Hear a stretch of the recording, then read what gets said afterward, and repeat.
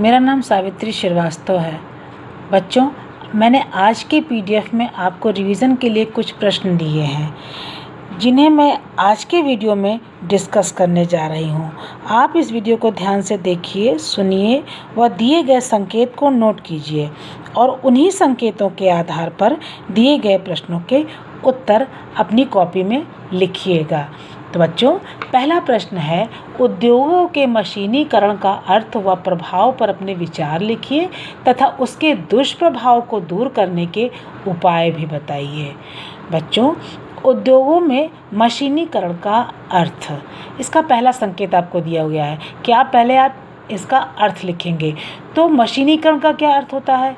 अर्थात उद्योगों में मनुष्य के स्थान पर, श्रमिक के स्थान पर मशीनों का अत्यधिक प्रयोग किया जाना।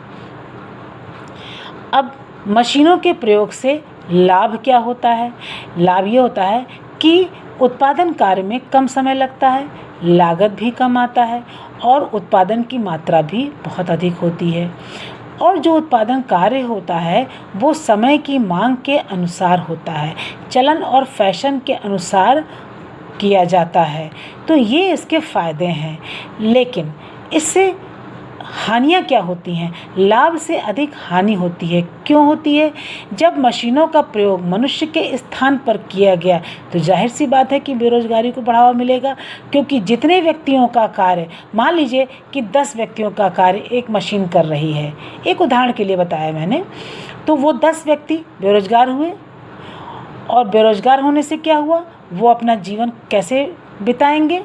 अपने आवश्यकताओं को कैसे पूरा करेंगे? तो मशीनों के प्रयोग से बेरोजगारी को बढ़ावा मिलता है और जो श्रमिक हैं उनकी कला, उनकी हुनर का ह्रास होता है, क्योंकि जिस गुण में वो पारंगत हैं, जिस टैलेंट में वो हैं, वो उनका ह्रास होने लगता है। फिर मशीनों के प्रयोग से पर्यावरण में प्रदूषण को बढ़ावा मिलता है, क्योंकि मशीनों से निकला हुआ धुआं या मशीनों के प्रयोग से निकला हुआ गंदा पानी, ये सब चीज़ें पर्यावरण को प्रदूषित करती हैं। अब आइए इसके उपाय देखिए। हम मशीनों के प्रयोग को, मशीनों के महत्व को नहीं नकार सकते हैं, क्योंकि देश का तीव्र विकास करने के लिए और आज के समय की मांग भी यही है। मशीनों का प्रयोग उद्योगों में बहुत ज़रूरी है, लेकिन हमें क्या करना चाहिए? हमें मशीनों को और लघु और कुटीर उद्योगों को भी महत्व देना चाहिए, यानी तीव्र विकास के लिए दोनों को महत्व देना चाहिए। देखिए, उद्योग मशीनीकरण आवश्यक है, लेकिन हम क्या करें? जो लघु और कुटीर उद्योग हैं, यानी जो हाथ से बनाई हुई वस्तुओं का उत्पादन है, उन्हें भी प्रोत्साहन दिया जाना चाहिए।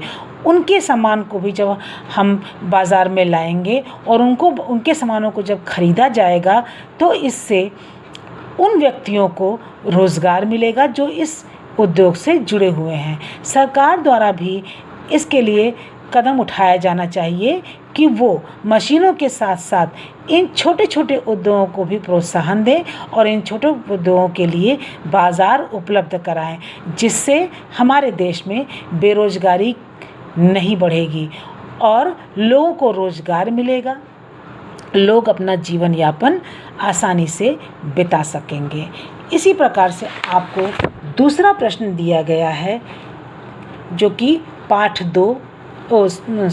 3 बस की यात्रा से है। क्या आज भी यातायात की दुर्व्यवस्थाओं के कारण लोगों को परेशानी का सामना करना पड़ रहा है? क्यों? उपाय भी बताएं।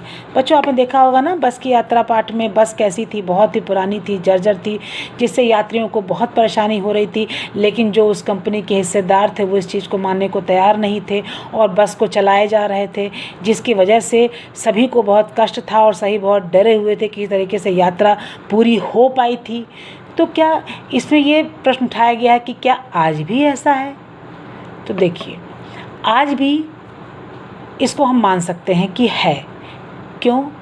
क्योंकि आज भी लोग अधिक से अधिक मुनाफा, अधिक से अधिक प्रॉफिट कमाने के लिए इस तरह की हरकतें कर देते हैं, जैसे साधनों का बिना जांच पड़ताल के यात्रा में प्रयोग करना, बस है, कोई भी यातायात का साधन है, उसका जांच पड़ताल नहीं किया ढंग से और यात्रा पर निकल गए। कभी रास्ते में टायर पंक्चर हो गया, कभी पेट्रोल ख़त्म हो गया। मान लीजिए कहीं सुनसान जगह पर पेट्रोल ख़त्म हो गया तो क्या किया जाएगा, या टायर पंक्चर हो गया। सरकार द्वारा भी कुछ नियम निर्धारित किए गए हैं, यातायात के नियम निर्धारित किए गए हैं और इन गाड़ियों को, साधनों को प्रयोग करने के भी नियम निर्धारित किए गए हैं, जिसे कि लोग नहीं मान रहे हैं, कंपनियां नहीं मान रही हैं। मुनाफा के लिए भी क्या करते हैं, अधिक से अधिक यात्रियों को बस में या कार में या कहीं भी टेम्पो टैक्सी में आप देखते होंगे बैठा लेते हैं, जबकि उनकी संख्या भी सरकार के द्वारा निर्धारित की गई है। यातायात के नियमों का भी पालन नहीं किया जाता है। तो ये सभी चीज़ें हमें मिलती हैं आज की भी यातायात की दुर्व्यवस्थाओं के अंतर्गत। उपाय क्या हो सकते हैं? सबसे पहले तो हमें, जो कि हम देश के नागरिक हैं, हमें इसके लिए जागरूक होना चाहिए। जनता द्वारा ऐसे साधनों का बहिष्कार किया जाना चाहिए। जब हम नहीं बैठेंगे या ऐसी गाड़ियों का हम बहिष्कार करेंगे तो वो कैसे चला पाएंगे।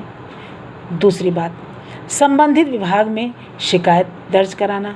अगर कोई कंपनी का हिस्सेदार इस तरह की गाड़ियों को चला रहा है तो उनके संबंधित विभाग में उनकी शिकायत दर्ज किया जाना चाहिए।